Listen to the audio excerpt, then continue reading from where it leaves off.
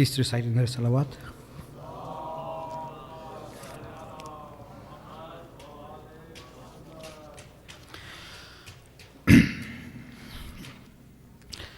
أعوذ بالله من الشيطان الرجيم بسم الله الرحمن الرحيم الحمد لله رب العالمين والصلاة والسلام على سيد الأنبياء والمرسلين وخاتم النبيين سيدنا ونبينا وشفيع ذنوبنا وطبيب قلوبنا بالقاسم محمد وعلى أهل بيته الطيبين الطاهرين الغر الميامين المعصومين من يومنا هذا إلى يوم الدين. أما بعد، فقد كتب الإمام الحسين عليه السلام في وصيته لأخيه: إنما خرجت لطلب الإصلاح في أمة جدي، أريد أن آمر بالمعروف وأنهى عن المنكر وأسير بسيرة جدي وأبي علي بن أبي طالب. صلوات.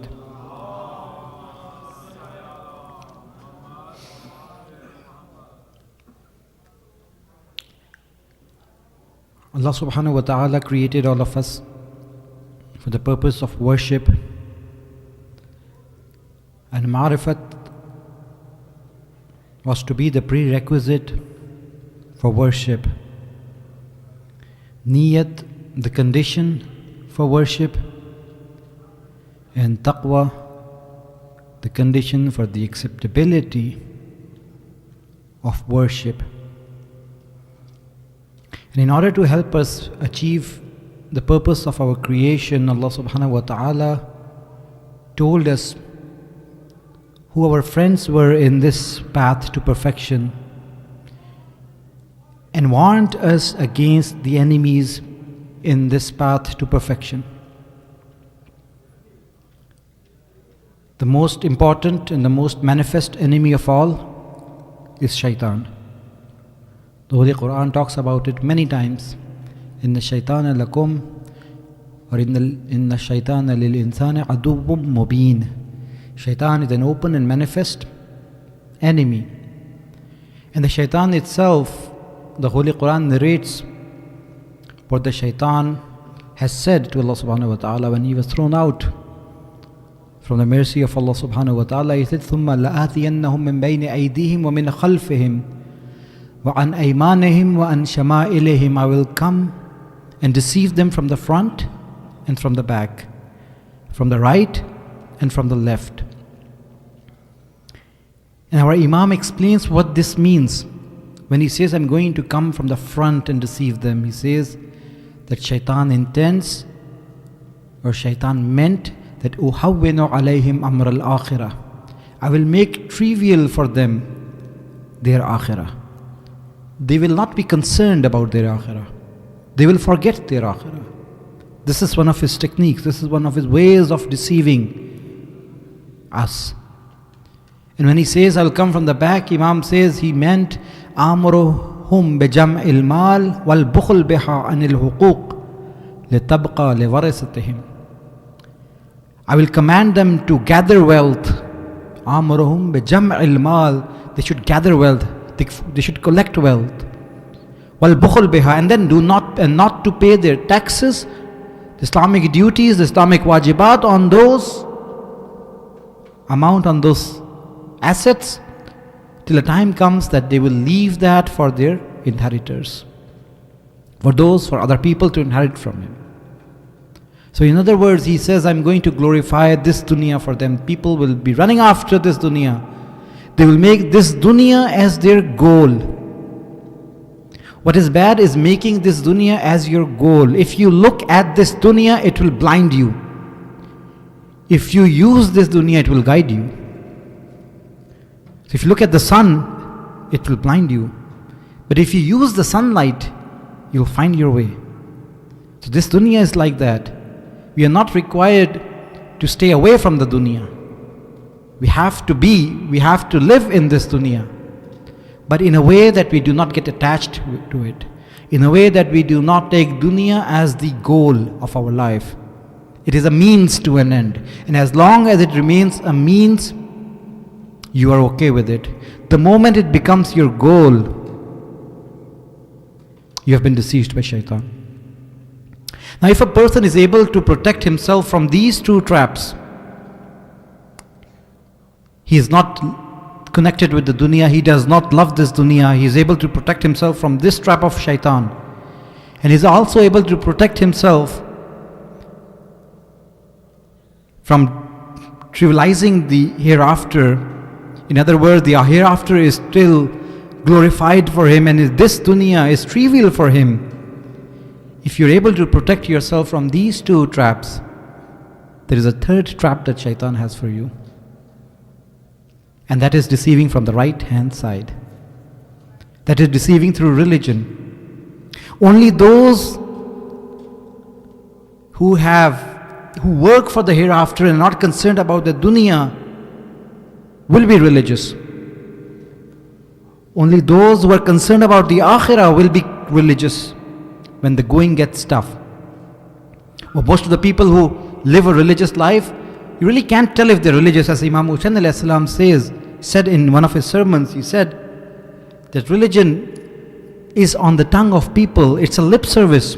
They keep it on their tongue as long as it does not conflict with the lifestyles. And as long as the going gets tough, qallat dayanun, only then you will know. At that time, the religious people are only a few. So if you want to know who is religious, who is not religious, you cannot test, you cannot know when a person is in a state of affluence, when he has a lot of wealth. You can only tell when the going gets tough. Only then you can see who is religious, who is non-religious. But even those who are religious, who are concerned about their akhirah, who have not concerned themselves with the love of this dunya, they can also fall prey to shaitan. And this is a serious prey which a lot of people have fallen into, and even today. And all religious people, including ourselves, need to be careful about that. It is shaitan deceiving from the right hand side. What does he say? He says, Imam says that when he says, I'm going to deceive from the right hand side, he meant, Ufsidu alayhim amra dinihim. I'm going to make fasid, I'm going to corrupt their religious matters. How? Bitazyin zalala. By beautifying gumrahi, by beautifying zalalat, by beautifying the deviated path, wa tahsin ash-shubha, and by beautifying, by making look good the doubts. People will be trapped in doubts, and gumrahi, zalalat, darkness, deviated path would be beautified for them. They would go in that path thinking this is the right path, thinking that this is going to take them to heaven. The best example in the time of Amirul Mu'mineen was the Khawarij. What were they doing? Were they after this dunya? Were the Khawarij after this dunya? No. What were they fighting for? Jannah. They wanted Jannah. But shaitan had deceived them through their religion. They chose the 19th of Ramadan to assassinate Amirul Mu'mineen al-Islam, believing that this is such a noble task that it needs to be done on a sacred night. This is the state of affairs. This is what shaitan can do, even if you do not love this dunya and you love your akhirah. If you look at those who kill in the name of Islam today, most of them truly believe that if they kill other Muslims, they're going to get into heaven. They're doing fi sabilillah. Even on the day of Ashur, there were a lot of people who were fighting that battle for the sake of Allah subhanahu wa ta'ala. Imam says it was a very painful sight when people were moving towards the camps of Ahlul Bayt fi sabilillah, in the way of Allah, thinking that this action is going to take them closer to Allah subhanahu wa ta'ala. This is what shaitan does. When people have simple minds, they're not concerned with this dunya, they don't love this dunya, they love the akhirah, but they have simple mind, they want to be religious, but simple mindedness coupled with the love of akhirah and not concerned with dunya will again make you fall trapped to shaitan. So just loving this, loving akhirah, being concerned about your akhirah and not being concerned or not loving this dunya is not enough. You can still fall prey to shaitan just as the Khawarij did.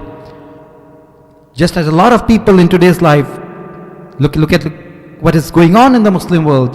A lot of people truly believe that they are doing this in the name of Islam, in the name of getting close to Allah subhanahu wa ta'ala, fi sabilillah. They have all been deceived by shaitan. So simple-mindedness is not going to take you anywhere. You have to have the ma'rifah, you have to have the basira. For if you don't have that, you will fall an easy prey to shaitan. Imagine a person living his entire life working for Jannah only to find out after death that he is in the deepest valleys of hell. Astaghfirullah. May Allah protect all of us from that. This is one of the tricks that shaitan plays on those who are moving or who want to move towards Allah subhanahu wa ta'ala. There's a story in Al-Kafi, and it says that there was an abid, a worshipper, who used to worship Allah subhanahu wa ta'ala. And shaitan, when he looked at his worship and he looked at his raised, elevated status before Allah subhanahu wa ta'ala, he got upset. He called his advisors, all of them. He went to a mountain and called all of them. They all gathered. Shaitan said, well, this person is getting closer to Allah subhanahu wa ta'ala. We need to stop him. Who can help me? A person came forward. One of the shaitan came forward. He said, I can stop him. He said, how are you going to stop him? He said, I'm going to stop him through this dunya. He said, no, you will not fail. You will not pass. You will not succeed. You will fail. Because he is not concerned with the dunya. He does not love this dunya. Another of his advisors stepped up. He said, allow me. He said, how are you going to do it? He said, I'm going to deceive him through pleasures and through women. He said, you will fail. He has not tasted the pleasure of this world. He is not going to fall to your trap. He's not going to fall to your trap. Another of his advisors stood up. He said, allow me. He said, what are you going to do? He said, I'm going to deceive him through worship, through ibadat. He said, you stand a chance. He is yours from today. So the moment he got the permission, he took his sajada, he took his prayer mat, came to the mosque, sat next to him and started praying. This is how shaitan deceives the mu'mineen, the believers, through worship. Those who are believers will be deceived through worship. Those who are abid will be deceived through ibadat. Those who are zahid will be deceived through zuhud. Those who are azadar will be deceived through azadari. Shaitan is there to deceive all of us. Don't think that he's going to let us go. He's going to use everything. If you're an azadar, you have to be careful how you do your azadari. As mentioned on the first day, ibadat is what Allah wants from you. Azadari is how the Imam wants us to do azadari. If that is how we are doing our azadari, only then it is fi sabilillah. But if we are doing azadari the way we want it to be, not the way Imam wants it to be, then it is possible we might have fallen trapped to shaitan. He has his prayer mat next to him and he starts praying. Now this person, he gets tired, he takes rest, but shaitan doesn't get tired. He prays and prays and prays. This person really got impressed with him and he wanted to strike a conversation with him. He wanted to know how he got to this level. So once he wanted to strike a conversation, shaitan ignored. After a few days, when shaitan realized that he has impressed this person completely, then he opened the conversation, and this person said, this abid said, how did you get to this state? How did you get to this stage? I want to be like you. I get tired, you don't get tired. I sleep, I rest, but you keep on praying. How do you get the energy to continue praying? He said, it's a long story. It's not for you. He said, no, but I want to be like you. He said, well, if you insist, then this is the reality. Once upon a time, I had committed a sin. And after committing that sin, I was really upset. And I did tawbah. And Allah accepted my tawbah. And now when I pray, and I get tired, I'm reminded of that sin of mine. And it drives me, it motivates me to continue praying to Allah subhanahu wa ta'ala. If you want to get to this state, you'll have to follow this path. You'll have to sin and then do tawbah. And then you will have the energy and motivation. So he said, so what is that sin? He said, there's this lady who lives at this address, you'll have to go to her. He said, such a great sin. He said, I told you, you can't do it. It's not for you. He said, but I don't have any money. He said, well, here's the money. I'll help you.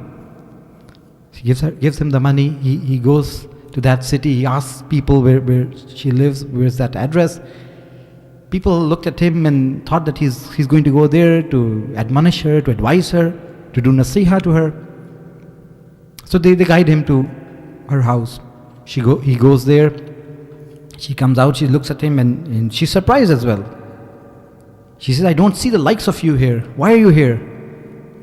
He said, that is not your concern. Here's the money. I have the money.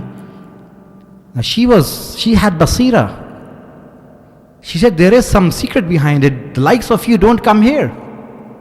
What is going on? You have to tell me. I'm not going to submit. I'm not going to listen to you until you tell me what is going on. Well, he disclosed the story. He said, this is what happened, and this person who did this sin, and he repented, and I want to follow in his footsteps. And she had basira. She said, you have been deceived by shaitan. That person was shaitan. How do you even know if your tawbah will be accepted? You don't even know that. You don't even know if you will get the chance to repent. She said, prevention is better than repentance. She said, I'm sure that person was shaitan. Go back and check if he's still in the mosque. Then you can come back to me. But if you go back and see that he's not there, then be sure that he was shaitan who was trying to deceive you. He goes back to the mosque. There's nobody in the mosque. He finds out that it was shaitan who was trying to deceive him. Now this lady protected this abid, the servant of Allah, from sinning. That very same night, this lady dies. She dies, and early next morning on her door is written this sentence that all of the people should attend to her funeral procession, funeral ceremony, because she is from the Ahlul Jannah. Everybody was confused. How could she be from Ahlul Jannah? Her past was before their eyes. How could she be from Ahlul Jannah? 3 days passed by. They were all in doubt whether they should go, whether they should stop. What should they do? After 3 days, it was revealed to one of the prophets or awliya of that time that he should go and arrange for the funeral procession. And the reason that Allah subhanahu wa ta'ala gave that because this servant, this lady of mine, protected one of my servants from sinning. And as a result of her action, Allah subhanahu wa ta'ala forgave all of her past sins. And not only that, Allah took her life on the very same night before she could commit another sin. This is how shaitan deceives us through ibadat, through worship. So we have to be careful that we are not deceived by shaitan from this side. And then the final side, which is the left hand side, that is through sinning. Shaitan says that I am going to invite them to sinning. I'm going to make their desires overpower their soul. They will be driven and motivated by their desires. They won't be able to resist their desires. This is the fourth way in which shaitan is going to deceive people.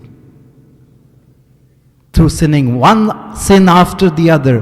Remember, every sin that we commit is a stepping stone for a greater sin. The same goes with good deeds. Every little deed that you do is a stepping stone for a yet greater deed. You cannot give $1,000 in charity on the first day. You start by giving $1, and then $2, and then $10, and you realize that it has not reduced my barakah in my wealth, it has only increased the barakah, and then you get the courage to give more and more and more. And then one day comes where you can give half of your wealth or 1/3 of your wealth in the way of Allah easily. It is a gradual process. The same goes with sinning, one sin after the other. One small sin is a stepping stone for a greater sin. And that greater sin becomes a stepping stone for a yet greater sin. And Allah has given us protection against that by opening the door of tawbah. When the verse For Tawbah was revealed, Shaitan again went on his mountain and called all of his advisors and said, we're in trouble. They said, what happened? He said, the verse of Tawbah has been revealed. Now we are going to spend our efforts trying to deceive, trying to fool people into sinning. And after that they will do Tawbah and Allah will forgive them. How can we fight that? Different advices came. One of his advisors stood up and he said, I have a solution. We are going to make them forget Tawbah. He said, you will succeed. From now on, you are in charge of this. You're going to make people forget Tawbah. It is too soon to do Tawbah. You're still young. You can do Tawbah at the end of your life. A lot of people delay going to Hajj because they say, well, if we go to Hajj, then we'll have to live a pious life after that. So we'll delay it till we have lived our lives, and then we go to Hajj. There are no guarantees. This is one of the tricks of Shaitan. He wants to delay doing Tawbah. You have to do Tawbah the very moment you realize that you have committed a sin. A person came to the Imam and he said, if I commit a sin and I repent, will Allah accept my repentance? He said, yes. He said, if after that I again commit the same sin and then again do Tawbah, will Allah accept my repentance? The Imam said, yes. If I do that again, will he accept it? He said, yes. He said, how many times will that take place? For how many chances do I have? The Imam said, as long as Shaitan has the power to deceive you, Allah will accept your repentance. As long as Allah has given Shaitan the power to deceive you, the doors of repentance are open. So do not delay Tawbah immediately. And some people think that if I do Tawbah and I'm again committing the same sin, then what's the use of Tawbah? Every Tawbah has a use. Remember when people memorize the Quran or other formulas or other pieces of information, the first time you repeat something, do you end up memorizing it? No.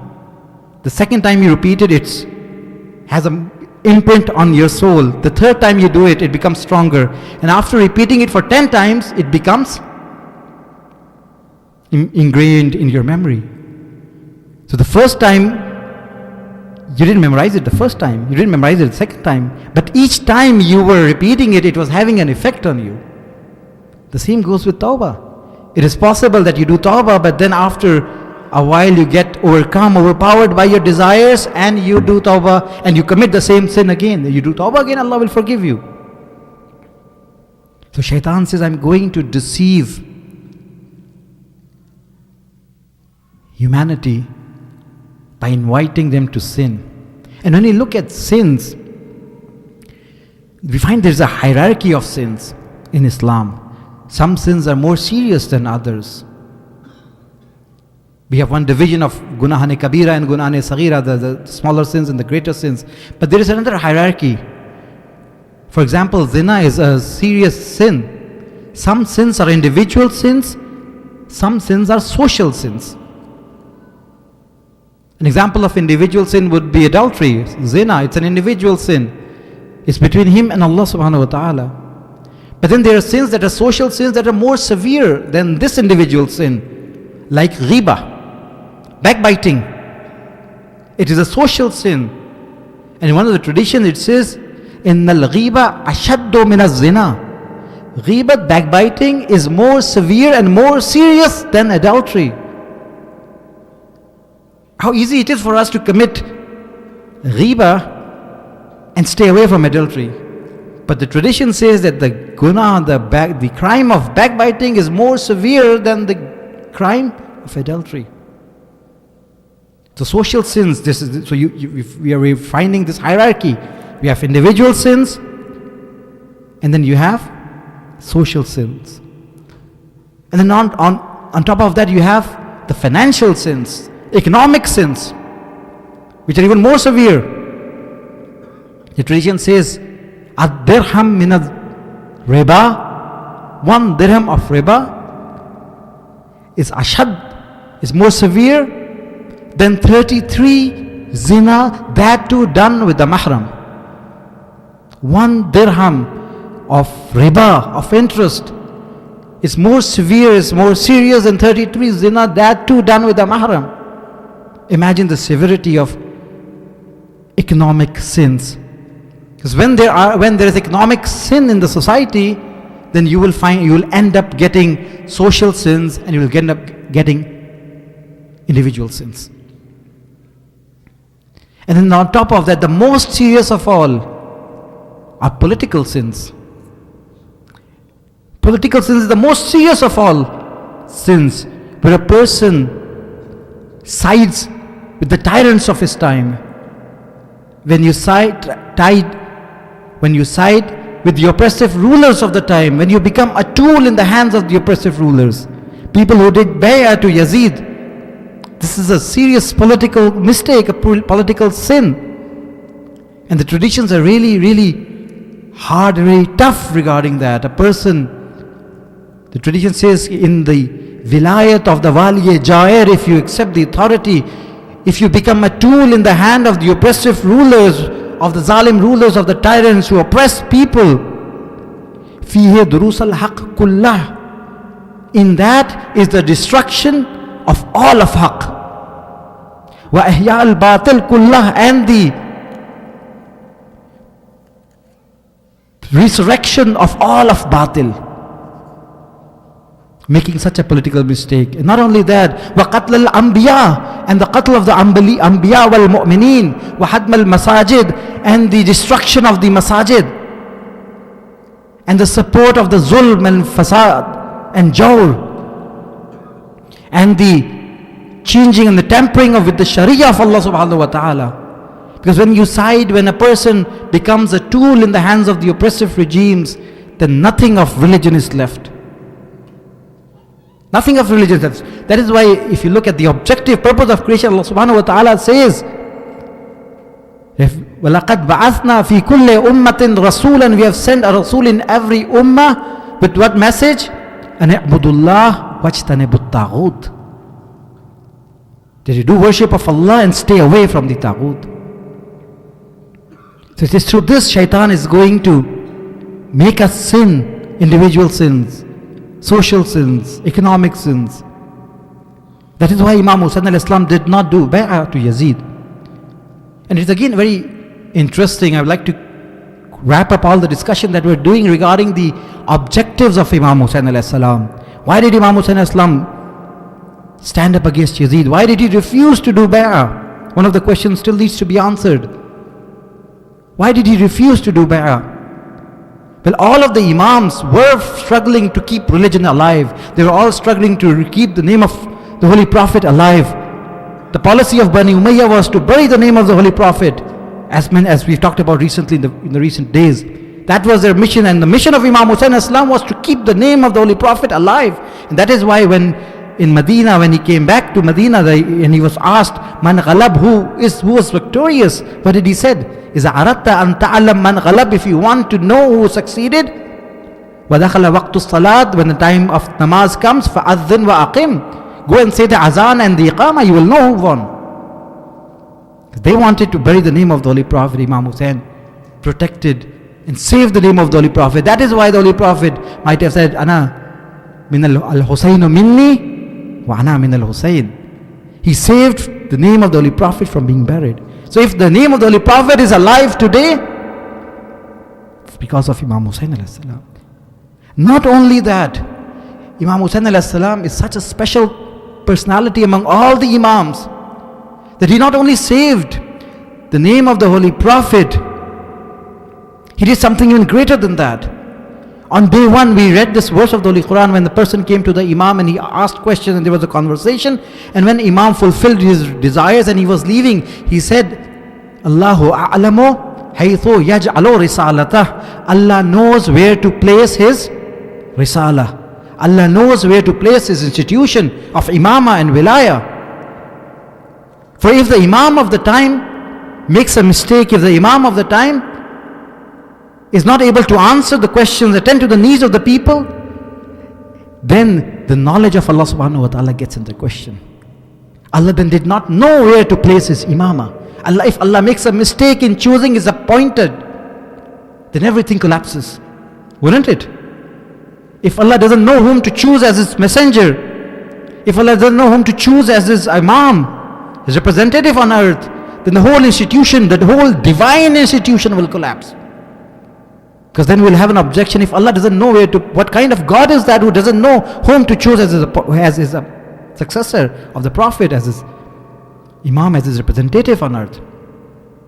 Now when Yazid had asked, one of the differences, one of the cases with Imam Hussain alayhi salam, which did not happen to the previous Imams with that extent, was that none of the other Imams was asked to do bay'ah. Imam Hussain alayhi salam was being forced to do bay'ah. And if Imam Hussain alayhi salam had submitted to Yazid, had did bay'ah of Yazid, that would mean that Imam Hussain has backed off his claim of being the divine representative on the face of earth. If the messenger of Allah, for example, backs off his claim of messengership, what happens to the divine institution? It is okay for a messenger to be silent when there are other false claimants of prophethood, because as long as there are other claimants of prophethood, the divine institution of messengership does not get threatened. But if the divine messenger backs off and accepts somebody else as the messenger of Allah, then the divine station of prophethood will collapse. The divine station of Tawheed will collapse. Imam Hussain Islam was asked to do bay'ah. And if Imam Hussain Islam had done bay'ah, had paid his allegiance, that would mean he's backing off his claim of divine viceregency, of divine successorship.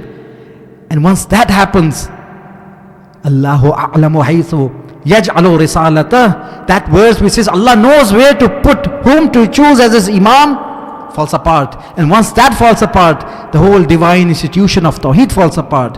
So Imam Hussain alayhi salam not only saved the Holy Prophet, his name, he also saved the divine institution of Tawheed. Imam Hussain is special. What you see today in Karbala, so many millions of people going there, it deserves. Allah has put the love of Ahlul Bayt in the hearts of the believers because of what Imam Hussain has done.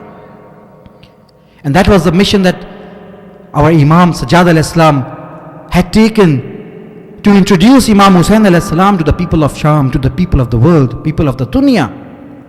When the Imam entered the palace of Yazid, that was the mission that he had. He wanted to introduce Imam Hussain alayhi salam to the world. He wanted to change the view people had about Imam Hussain alayhi salam.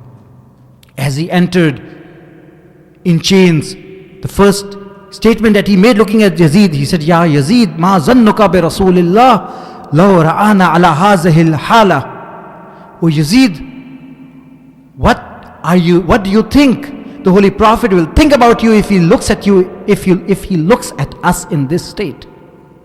If the Holy Prophet were to look at us in this state, what would he think about you? One of the daughters of the Ahlul Bayt steps up and says, O Yazid, you have changed the daughters of the Ahlul Bayt, you have changed the daughters of the Holy Prophet. The people were surprised at such a response.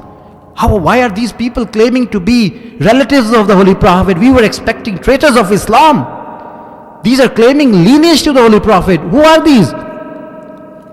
Imam Sajjad again turns to Yazid and says, Yazid, what would the Holy Prophet think of you if he looks at us in this situation? He commanded the chains to be taken off, the ropes to be cut loose. Once that happened, then in order to emotionally torture the family of Ahlul Bayt, he asked for the heads of the Shuhada to become and placed in front of them. The heads of the Shuhada were placed in trays, in golden trays, and he started to tap the teeth of Imam Hussain alayhi salam with his staff.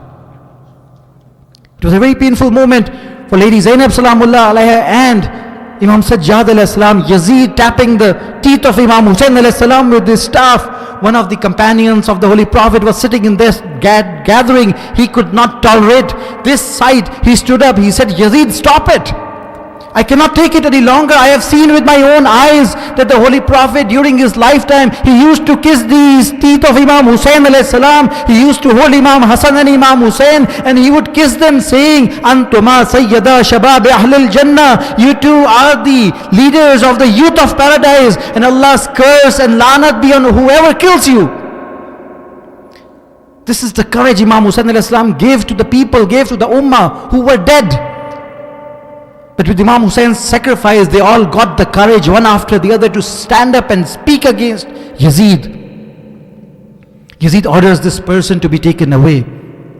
And then he orders his khatib, his speaker, to ascend the pulpit and start praising his family. But before he did that, he turned to his palace and he said that this person, pointing to Imam Hussain alayhi salam, he said that this person was the one who claimed that he is better than me. He claimed that his father is better than my father. He claimed that his mother is better than my mother. He claimed that his grandfather is better than my grandfather. Then he says, as far as his mother is concerned, yes, he is right. Who can claim, who can argue that his mother is better than the mother of Hussain? The mother of Hussain is Sayyidatun Nisa'il Alameen. Nobody can claim that his mother is better than Sayyidatun Nisa'il Alameen.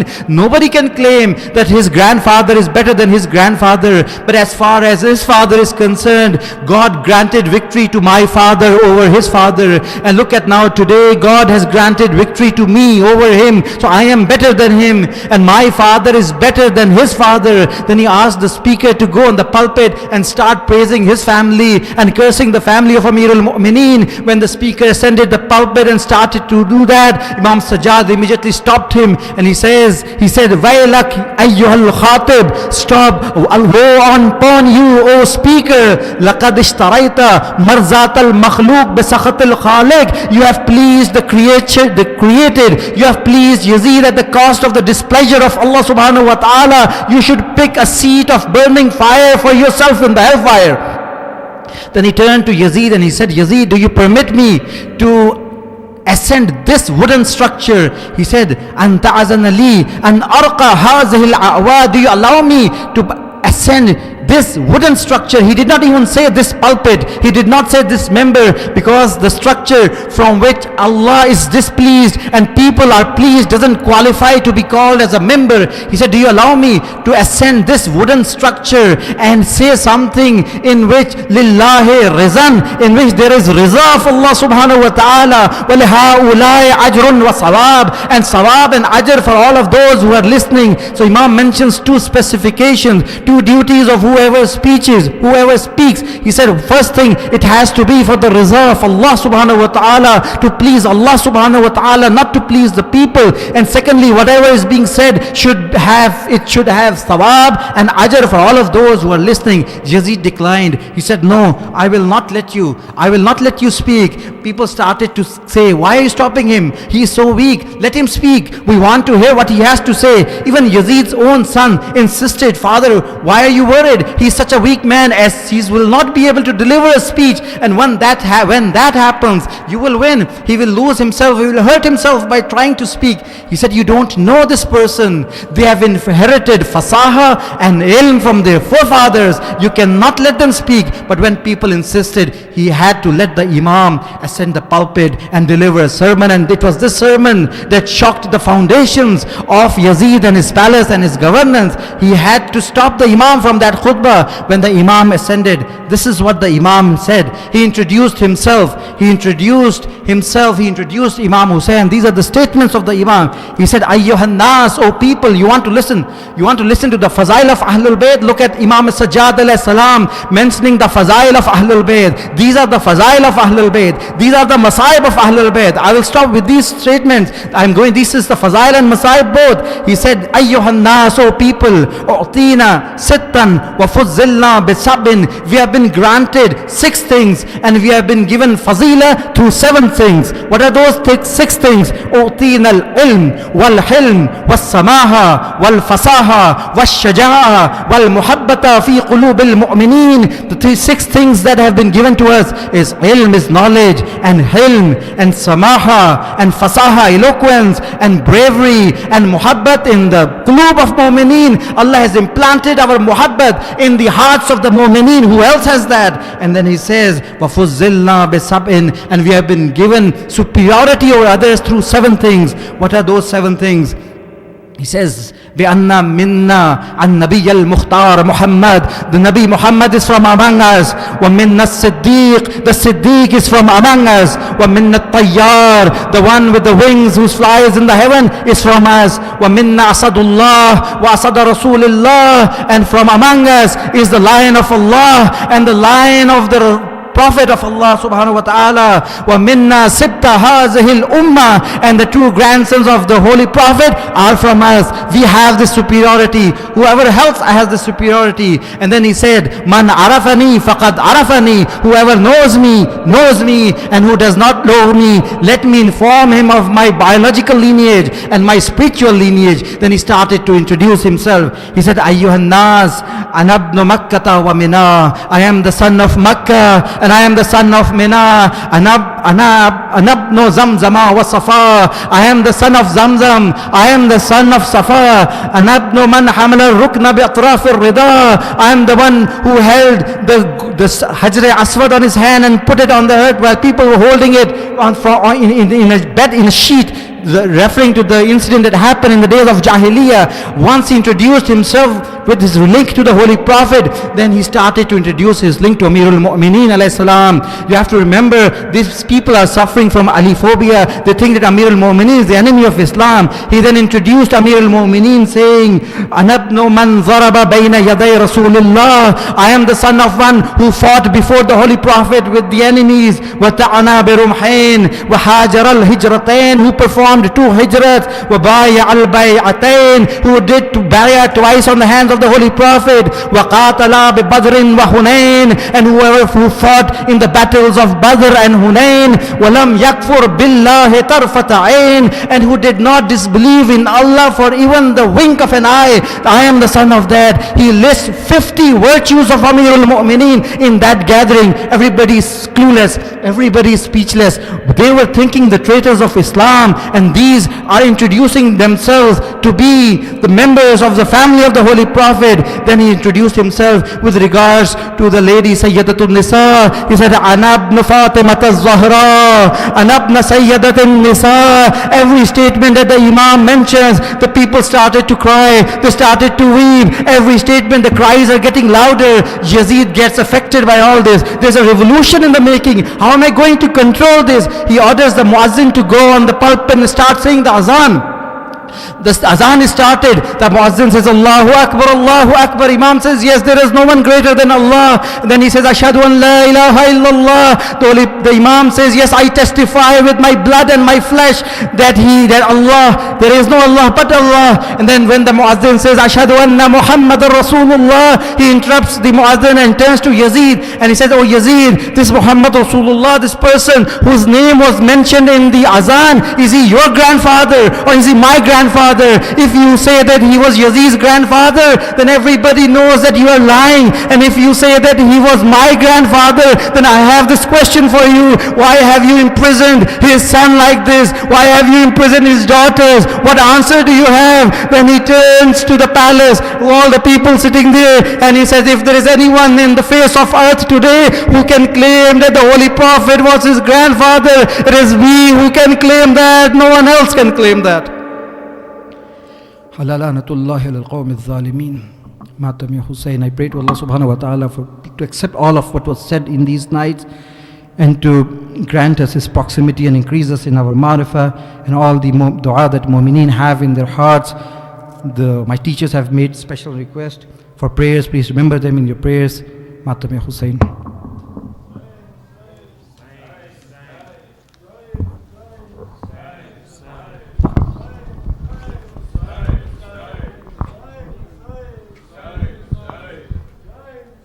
Hussein, Hussein.